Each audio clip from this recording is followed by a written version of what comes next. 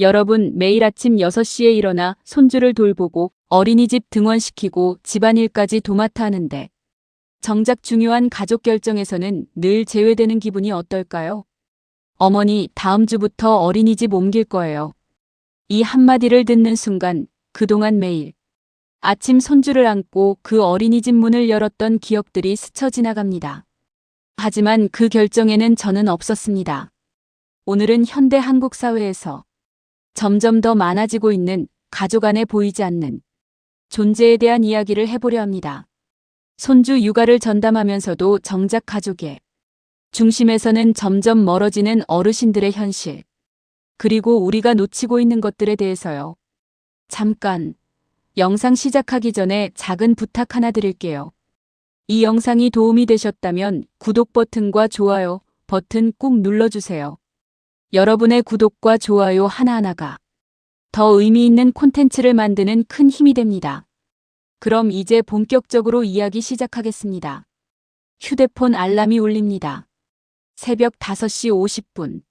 창밖은 아직 어둡습니다. 거실에 불을 켜면 고요함이 깨지는 것 같아 조심스럽게 부엌으로 향합니다.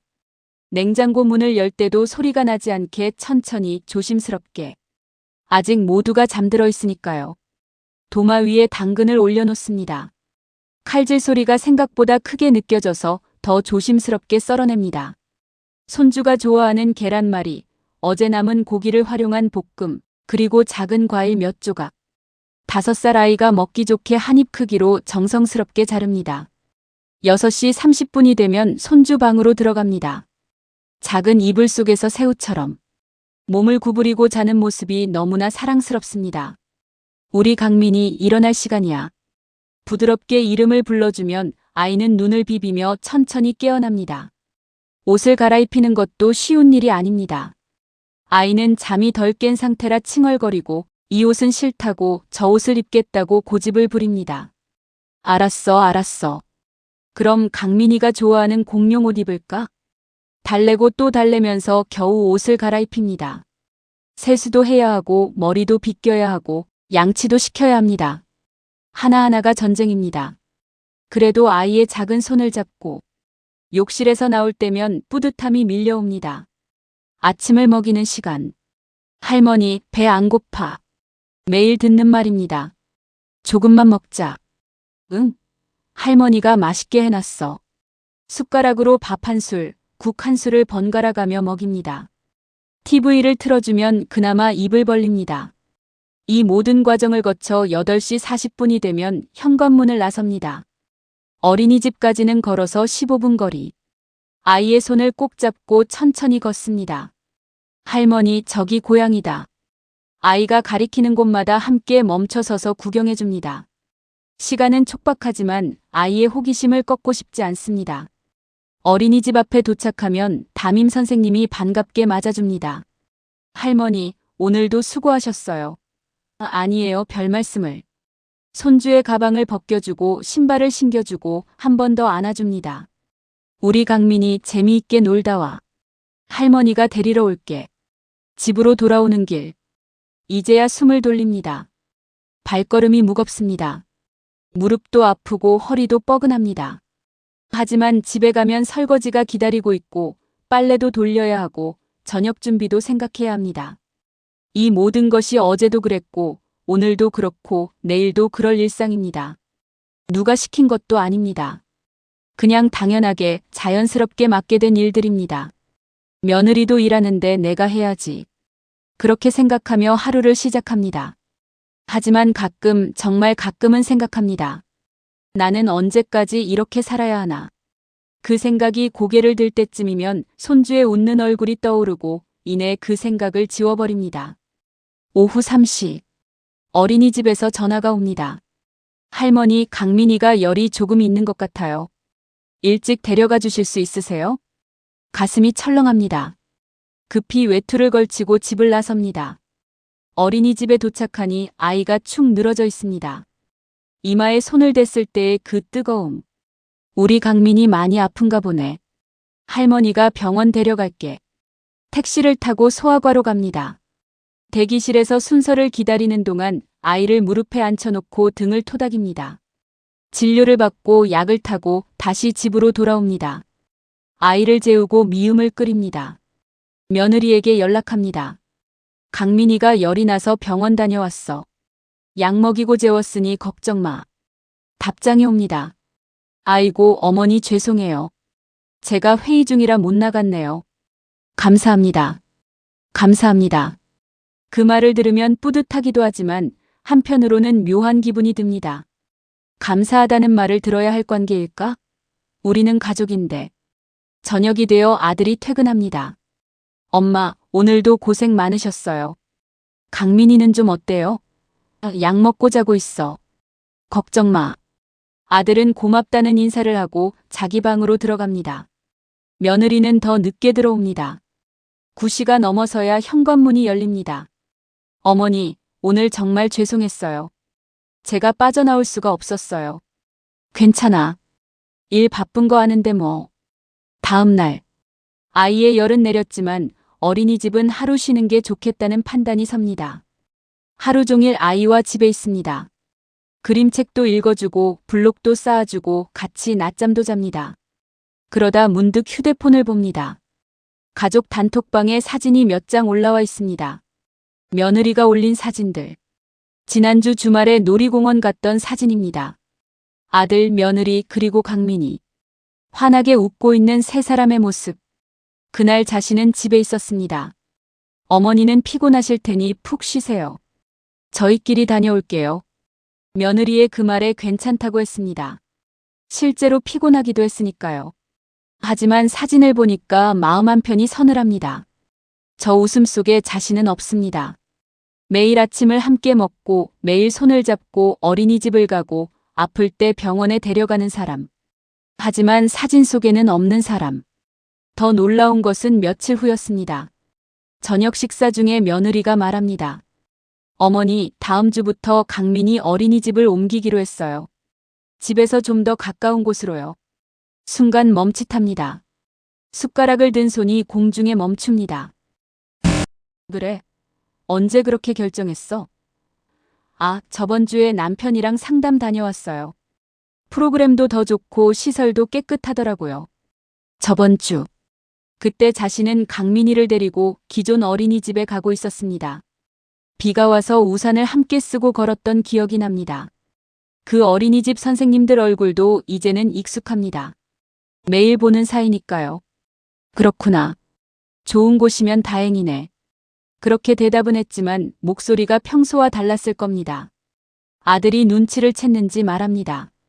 엄마, 새 어린이집이 여기서 5분 거리라 더 가까워요. 엄마도 편하실 거예요. 편하다. 그 말이 마음에 걸립니다.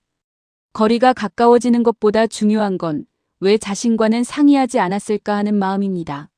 매일 아이를 데려다주는 사람인데, 선생님들과 인사를 나누고 아이가 어떻게 지내는지 듣는 사람인데, 이런 일이 처음은 아닙니다. 아이 예방접종 날짜도 나중에 들었고, 가족여행 계획도 다 정해진 후에 알았습니다. 어머니는 집에서 푹 쉬세요. 저희끼리 다녀올게요. 늘 그런 식입니다. 필요할 때는 찾습니다. 아이를 맡길 때, 급한 일이 생겼을 때, 집안일을 부탁할 때. 하지만 정작 중요한 결정의 순간에는 빠져 있습니다. 마치 임시 도우미처럼 느껴질 때가 있습니다.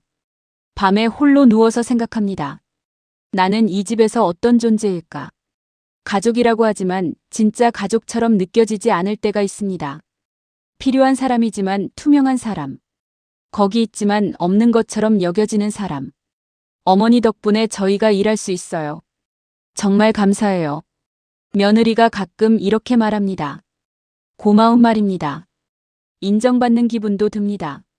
하지만 동시에 묘한 기분이 듭니다.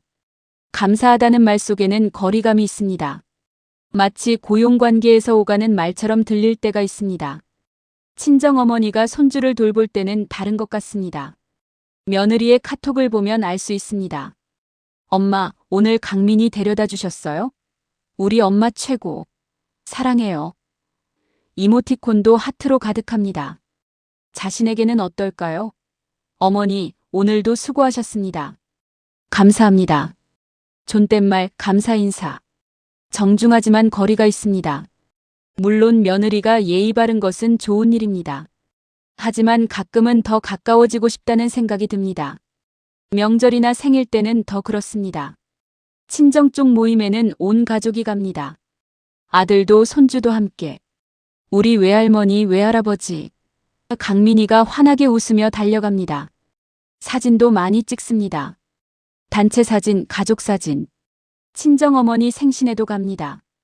케이크를 사고 선물을 준비하고 온 가족이 함께 축하합니다. 그 모습을 보면 흐뭇하기도 하지만 한편으로는 씁쓸합니다. 자신의 생일은 어떨까요?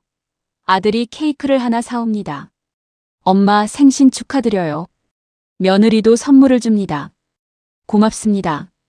하지만 친정어머니 생신처럼 온 가족이 모여서 북적이는 분위기는 아닙니다. 며느리의 입장도 이해는 됩니다. 친정과 시댁은 다를 수밖에 없습니다. 친정은 태어나서 자란 곳이고 시댁은 결혼해서 온 곳입니다. 편안함의 정도가 다를 수밖에 없습니다. 하지만 그것을 이해한다고 해서 마음이 편한 건 아닙니다. 특히 손주와의 관계에서 그렇습니다. 강민이는 외할머니를 만나면 더 밝아 보입니다. 더 많이 웃고 더 많이 안기고 더 편하게 행동합니다. 자신에게는 어떨까요? 물론 잘 따르기는 합니다. 매일 보니까요. 하지만 뭔가 다릅니다. 조금 더 조심스러워하는 것 같고 조금 덜 편해하는 것 같습니다. 어느 날 강민이에게 물어봤습니다. 강민아, 할머니랑 외할머니 중에 누가 더 좋아? 아이는 잠시 생각하다가 대답합니다. 둘 다 좋아요. 영리한 대답입니다. 하지만 그 짧은 망설임이 마음에 걸립니다. 외할머니라고 대답하고 싶었던 걸까? 할머니 기분이 상할까봐 참은 걸까? 그냥 할머니가 아니라 진짜 가족처럼 느껴지고 싶습니다. 감사하다는 말 대신 자연스럽게 안기고 편하게 웃고 거리낌 없이 얘기할 수 있는 관계. 하지만 그게 쉽지 않습니다. 시어머니와 며느리의 관계는 참 어렵습니다. 너무 가까워지려고 하면 부담스럽다고 할 것 같고 거리를 두면 또 서운합니다. 적당한 거리가 어디인지 알 수 없습니다. 결국 시어머니는 며느리가 설정한 거리를 따라갈 수밖에 없습니다. 다가가고 싶어도 며느리가 물러서면 멈춰야 하고 더 친해지고 싶어도 며느리가 선을 그으면 그 안에 머물러야 합니다. 이런 상황에서 할 수 있는 건 그저 묵묵히 자신의 역할을 하는 것뿐입니다. 아이를 잘 돌보고 집안일을 돕고 불편하지 않게 행동하는 것. 그것이 시어머니가 할 수 있는 전부입니다. 가끔 친구들을 만나면 이런 얘기를 나눕니다. 모두 비슷한 처지입니다. 손주를 돌보지만 외할머니만큼의 대접은 받지 못한다는 것. 필요할 때만 찾는다는 것. 중요한 결정에서는 빠진다는 것. 그래도 우리가 참아야지 뭐. 며느리가 일하는데. 친구들도 그렇게 말합니다. 모두가 같은 마음으로 하루하루를 견디고 있습니다. 사달락 보이지 않는 노동, 인정받지 못하는 헌신. 통계를 보면 놀랍습니다. 한국 사회에서 손주를 돌보는 조부모의 비율이 점점 높아지고 있습니다. 맞벌이 부부가 늘어나면서 육아는 자연스럽게 조부모의 몫이 되었습니다. 하지만 이것이 제대로 인정받고 있을까요? 조부모의 육아는 당연한 것으로 여겨집니다. 가족이니까 손주니까 당연히 돌봐야 하는 것으로 생각됩니다. 만약 베이비시터를 고용한다면 어떨까요? 아침 등원, 하원, 식사 준비, 놀이, 병원 동행까지. 이 모든 것을 해주는 사람에게는 월 200만 원 이상을 지불해야 합니다. 하지만 조부모가 하면 당연한 일이 됩니다. 물론 돈으로 환산할 수 있는 관계는 아닙니다. 손주를 돌보는 것은 사랑이고 기쁨이기도 합니다. 하지만 동시에 노동이기도 합니다. 체력이 필요하고 시간이 필요하고 헌신이 필요한 일입니다. 새벽 6시부터 밤 9시까지 15시간을 손주를 위해 쓰는 날도 많습니다. 자신의 시간은 없습니다. 친구들과 약속을 잡기도 어렵습니다. 강민이 때문에 못 갈 것 같아. 그렇게 약속을 취소하는 일이 잦습니다. 병원 가는 것도 미룹니다. 무릎이 아파서 정형외과에 가야 하는데 강민이 돌볼 사람이 없으니 참습니다. 나중에 가지 뭐. 그렇게 자신의 건강을 뒤로 미룹니다. 친구가 말합니다. 너도 이제 좀 쉬어야지. 내 인생도 살아야지. 맞는 말입니다. 하지만 어떻게 쉴 수 있을까요? 아들과 며느리는 둘 다 일하고 손주는 돌봐줄 사람이 필요합니다. 어머니가 안 계시면 저희는 일을 못해요. 며느리의 그 말이 책임감으로 다가옵니다. 내가 빠지면 이 가정이 돌아가지 않는다는 것. 그래서 아파도 참고 피곤해도 견딥니다. 하지만 이런 생활이 계속되면 번아웃이 옵니다. 어느 날 갑자기 모든 것이 무너지는 느낌이 듭니다. 아침에 일어나는 것조차 힘들고 강민희의 재롱도 예전처럼 귀엽게 느껴지지 않습니다. 내가 왜 이러고 있지? 그런 생각이 들 때가 있습니다. 자식을 위해서? 손주를 위해서? 아니면 그냥 어쩔 수 없어서? 더 힘든 것은 이런 마음을 표현할 수 없다는 점입니다. 엄마, 힘드시면 말씀하세요. 아들은 그렇게 말하지만 정작 힘들다고 하면 어떻게 될까요? 며느리가 일을 그만둬야 할까요? 아니면 비싼 돈을 주고 베이비시터를 구해야 할까요? 그 부담이 결국 자식들에게 돌아간다는 것을 알기에 말을 아낍니다. 아니야, 괜찮아. 할만해. 그렇게 대답하고 다시 하루를 시작합니다. 한국 사회는 조부모의 이런 헌신 위에 돌아가고 있습니다. 저출산이 심각한 문제라고 하지만 만약 조부모의 육아 지원이 없었다면 출산율은 더 낮았을 것입니다. 맞벌이가 가능한 것도 여성의 경력 단절이 줄어든 것도 조부모 덕분입니다. 하지만 이것이 정책적으로 인정받고 있을까요? 조부모 육아 수당 같은 것도 있기는 하지만 턱없이 부족합니다. 월 몇만 원으로는 교통비도 안 나옵니다. 더 중요한 것은 돈이 아니라 인정입니다. 조부모가 하는 일이 얼마나 중요하고 얼마나 가치 있는지 사회적으로 인정받는 것. 그것이 진정으로 필요한 것입니다. 가족 안에서도 마찬가지입니다.